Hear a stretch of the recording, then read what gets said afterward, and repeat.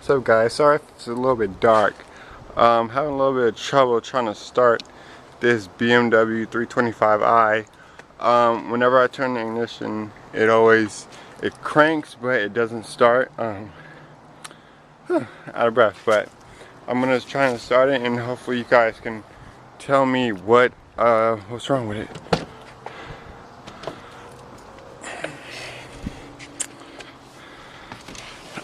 I tried putting gas in it, but I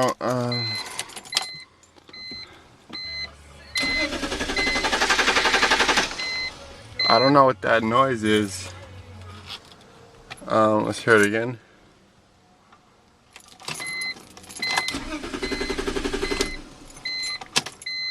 Yeah, I'm not sure what that is, and I just need to know if you guys know what it is.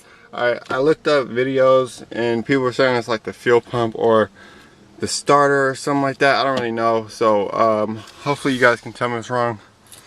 And yeah, it's a 2002 BMW 325i 4-door. Alright, I hope you can help. Thanks.